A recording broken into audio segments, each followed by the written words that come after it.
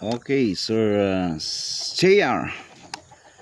25 meters tayo as per request po ninyo. Gusto nyo makita ang patama grouping sa 25 meters. So ito na po yung kanyang Neo Oscara, newly uploaded by yours truly, Team M Bass. Okay, dito tayo, firing.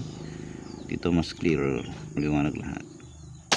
Okay, so yun yung magiging reference natin. Check natin yung groupings. Unresized astrophoto, straight from the box.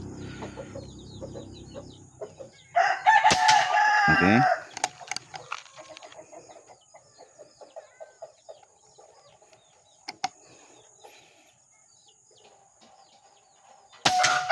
Yun. So hitting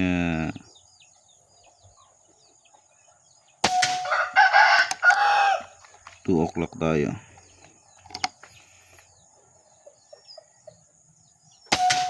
Yun sila. So mas maganda pa to pag talagang perfectly resize yung kanilang consistent yung kanilang head size.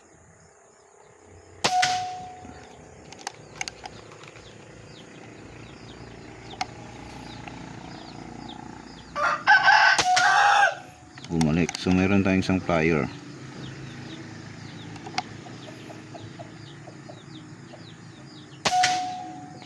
So ayan. Nagsisiro ako konti sir ha. Kasi medyo yun. Testing natin to sa 50 meters. Ito tayo sa 50 meters. Then ayan. Subukan natin ang 1 mil. Firing. Oh, 1 hit agad ah. Malaw. 1 mil. Okay. 8.8 tayo. Try natin. Hindi. So, sa 1 mil tayo. Balik tayo sa 1 mil.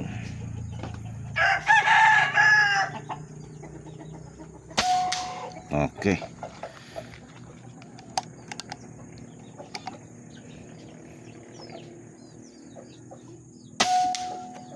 Panakuha na natin. 1 inch plate. 1 inch plate sa 50 meters.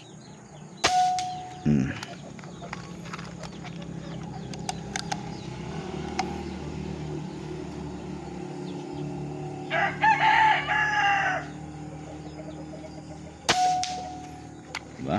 Very solid. So 50 meters yan sir. Kung gusto nyo ng medyo maganda-ganda talaga, punta tayo sa 60. Maganda-gandang performance. I suggest gamitan natin ng high quality of premium pellet or magkuhan tayo yung sinasabi natin mag resize para proportion lahat ng heads. Subukan natin dito ng 1.5 mil hit. So pinapagilitan lang natin tong poste natin dito sa 25 meters. Yan. Diba? Very basic. Check ko lang yung tangke. Oh, nakakatama pa rin tayo. Mas mababa na sa reg output. Okay, punta tayo sa 70. Try natin 2. Oh, diba? Yung sinasabi ko Sir JR na kahit mababa tayo sa reg output, nakakapatama pa rin tayo. Just in case lang na kailangan. Hindi naman ina-advise pero just in case lang. Oh, di ba? So, pakita ko yung reg output sir ha. Baka sabihin natin or yung tangke. Nakareg tayo ng 1.7.